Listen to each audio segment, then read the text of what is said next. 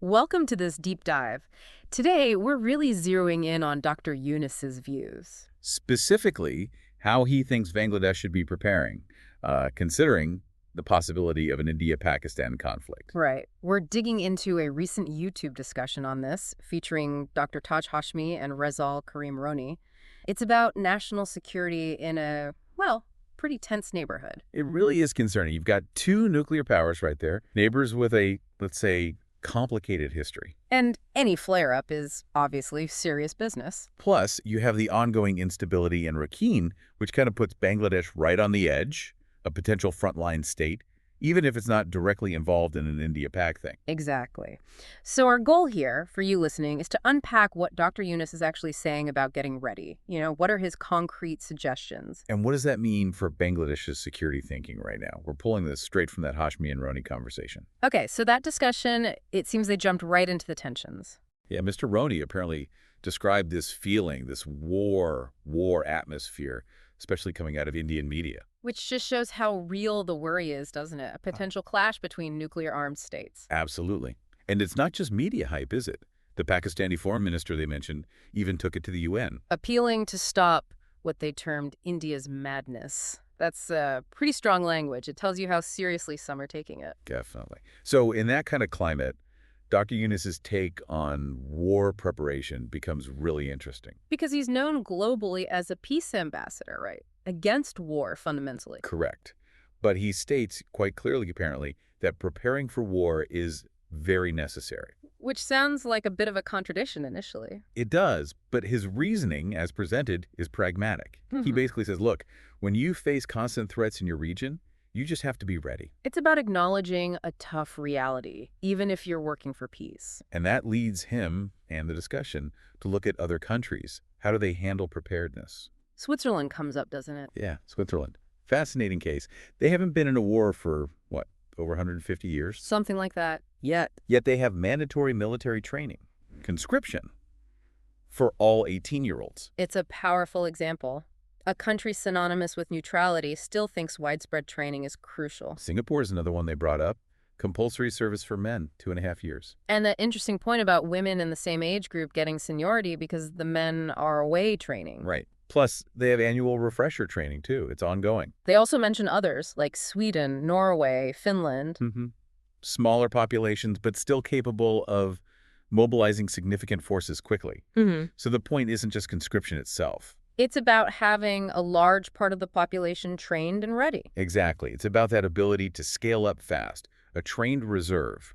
And this whole idea feeds directly into what Yunus says about Bangladesh. Okay, so contrasting these models with Bangladesh, what's the critique? Well, the discussion draws a line between Bangladesh's current professional military structure and this idea of a combined people's army. The COMT, right, the citizen army concept. Yes.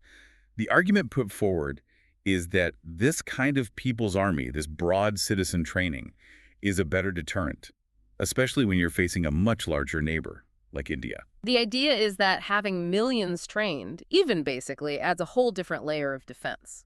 That's the thinking. And then there's the critique of the current state of the professional forces. This is where the discussion gets quite pointed, reflecting Yunus's view on the last 15 years under Sheikh Hasina. Apparently, yeah.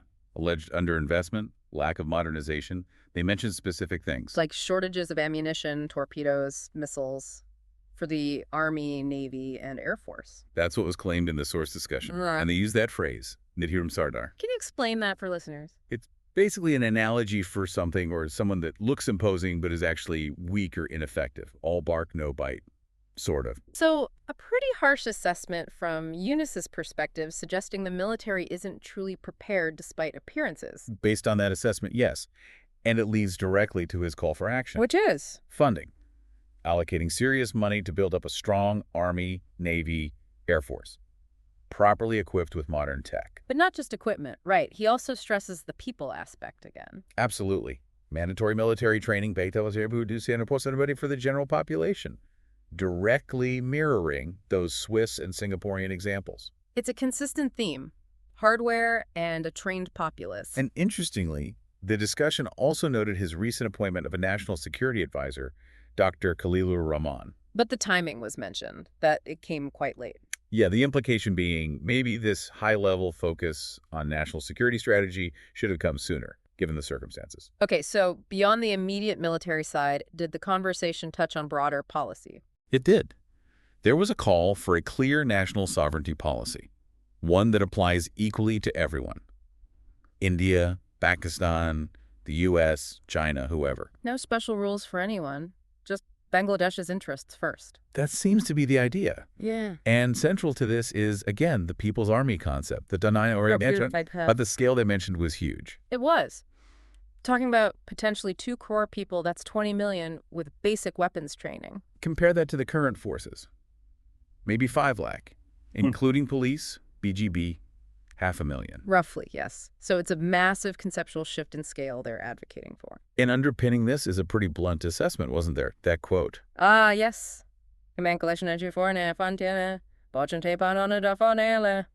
Essentially meaning a year. Bangladesh, in its current state, isn't really capable of effectively fighting a war. A stark statement, which leads to calls for, well, fixing things. Like maybe a commission to look at army reform and reorganization? That was floated, yes.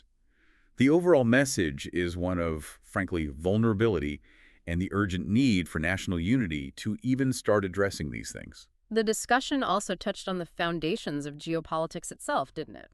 It did, suggesting that maybe national strategy isn't built just on friendly nations, but on understanding potential threats, what they called enemy perception. So the idea that knowing your potential adversaries, your kind, is actually key to building a strong state. That's the argument presented. It sort of pushes back against the common phrase, friendship with all, enmity with none. Implying that maybe a more realistic assessment of risks is needed. Perhaps.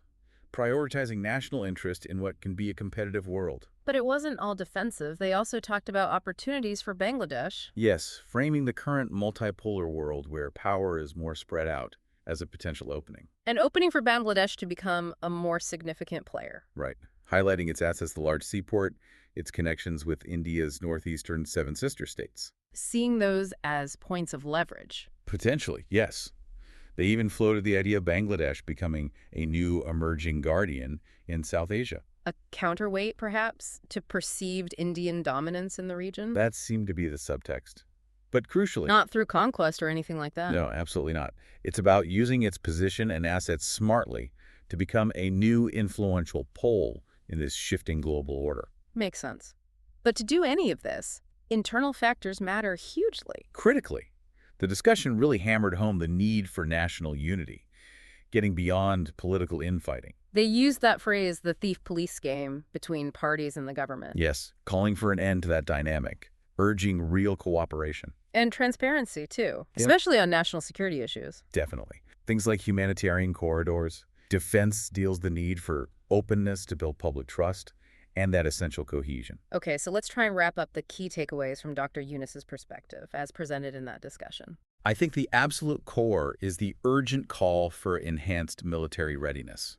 That means conscription, creating a large trained reserve. And investing seriously in modern weapons and equipment for the professional military, all driven by the unstable regional picture. Exactly. But it's bigger than just the military specifics. Right.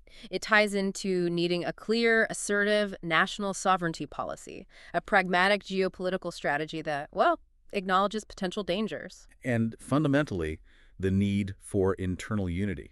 Without that, none of the rest is really possible. So the final thought they seem to leave listeners with.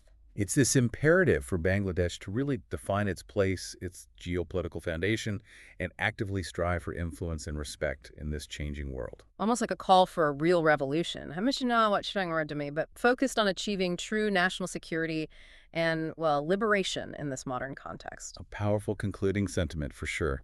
Lots for you to think about there.